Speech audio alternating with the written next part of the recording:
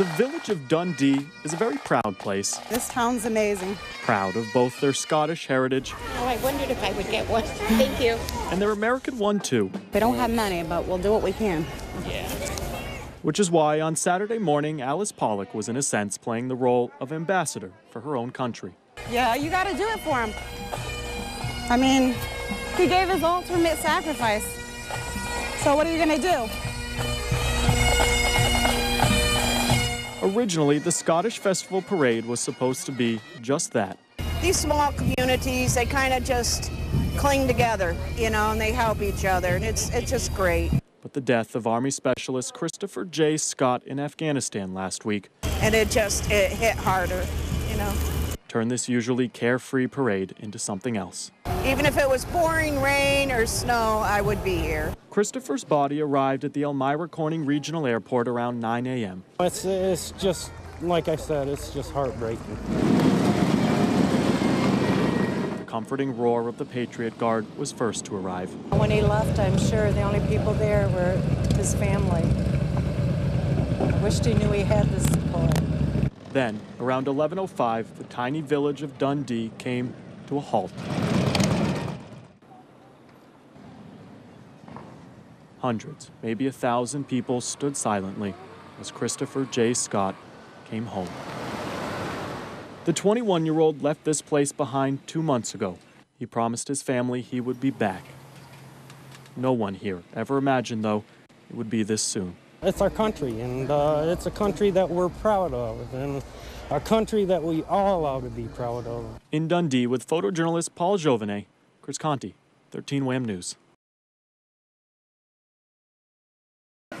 Our city! Whose country? Our country! Freedom of assembly met its limits at Washington Square Park last night. Whose city? Our city! As 50 or so Occupy Rochester demonstrators stood their ground in front of authorities. If you are planning on being arrested, please be respectful. Around 11 o'clock, police met their limits, too. This is my right!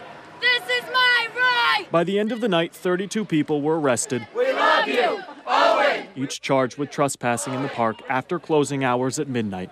I got this receipt for my bail and saying that we paid $200. 6 hours after Kathy Castagna's husband bailed her out of jail this morning. Look at me, I'm a grandmother. I have 5 grandchildren and I am doing this for them. The 60-year-old was wondering why, out of all the Occupy Wall Street protests happening around the country, Rochester is among the first to arrest people. I pay for that park. I have a right to be there. But police were only acting on a city ordinance which clearly states the park closes at midnight. Less than 24 hours after their protests turned into a strong showing of civil disobedience, We were in cuffs for like 4.5 hours. Occupy Rochester members were back in the park regrouping and deciding what's next. We have to point the fingers and place the blame where it lies in the mayor's lap. Clearly visible on their faces, the toll of a sleepless night in jail, and on their minds, questions of how far to push their freedom to assemble tonight. This is what it may come to, that we have to stand up at this level. How are you doing, folks? If you listen close enough, in the town of Mount Morris, you can hear the recession being put away. Everyone is going to benefit from this. This is a marvelous thing. For Jane Oakes, This is delicious. Is it good? spices and dried apples are her economic stimulus plan. Welcome back to the Main Street of America. You know, welcome back Main Street. With each purchase, Jane's customers were changing Don't occupy Wall Street, occupy Main Street. and recharging this small town. If people continue to do this year-round, it's going to change our economy. All across the country Can I get you anything else today? and just down the street at Stefanelli's Deli, Our portions are very generous. Small Business Saturday was being served up a dish at a time. You never know what you're in for. Every day is a surprise. For owner Stephanie Wolf, the last 6 months were also her first 6 months in business. Some days are crazy and some days are real quiet, but hopefully they all balance out and every day is different and we're just trying to figure it all out. For her, this could be the sound of things finally starting to turn around. It's been tough, but you know what? I love every minute of it.